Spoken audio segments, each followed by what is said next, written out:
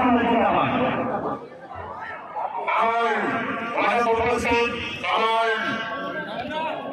দক্ষিণ হাওড়ার রাজভবন বিধায়ক মাওলানা আব্দুর রহমান সাহেব, মাওলানা আব্দুর রহমান রাজভবন সাহেব, সম্বোধন করাবই সিদ্দিক আহমদ সাহেব, আমার মতিউর রহমান সাহেব অনুরোধ করেছেন। এর অনুযায়ী আমাদের উপস্থিত রাজ্যের বিধানসভা সমষ্টি এবং সিদ্দিক আহমদ সম্বোধন করাবই তালিয়া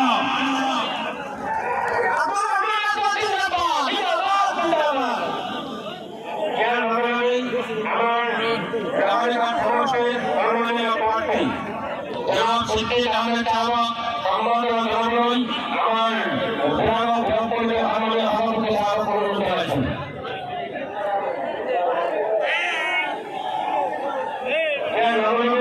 আমার পশ্চিমবঙ্গ বিধানসভা সমষ্টি সম্মানীয় দলীয় প্রার্থী সম্মানীয় মতিউর রহমান সাহেব সম্বোধন করাবই আবু জহিরুদ্দিন সাহেব আর রামপুরা সভাপতি